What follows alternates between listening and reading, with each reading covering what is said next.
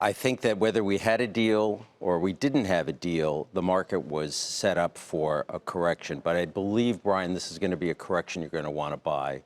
What has been a surprise to me has been how strong corporate earnings have been through the first quarter. This is the quarter I was actually concerned about because I felt that you'd have a combination of a slowdown from the year end, and I thought that guidance for the second quarter would be more tepid.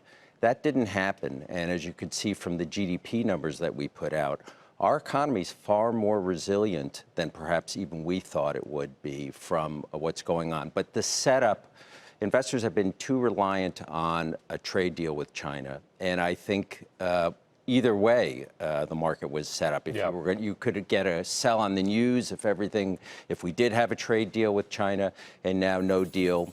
But, you know, again, I've been looking for a 5 to 7% type of pullback in the S&P anyway. I think that would just be a normal correction. Sounds like you're saying, Dan, we were set up for the fall in some ways. That's exactly right. So where do we go from here? Well, I think you have to wait and see. I think this could be the start of the pullback that quite frankly is taking a little bit longer than I would have thought to play out. But, you know, that could also be a stealthy pullback, too, because some sectors are looking much better, like the financials. Healthcare has been beaten down. There's much more valuation support. But within technology, there's pockets of excess return and excess valuation. Semiconductors have been on fire, regardless what those companies say. The stocks just keep going higher. Maybe perhaps that's corrective and the money will look to go elsewhere because I don't think we have any inflation and we do have strong growth despite what's going on.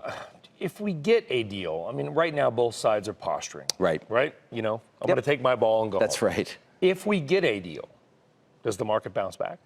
I think you get maybe very temporarily, but I think you're vulnerable to a sell on the news type of deal because, as your previous guest stated, I think it's going to be a pretty weak deal. When you really get under the hood and really examine it, and no one's really going to understand the scope of it for quite a while to know what's really in it until it's implemented. Because we're talking about another 15%. What President Trump threatened was going to 10 to 25% on $200 billion in goods. So do the math on that. It's another $30 billion.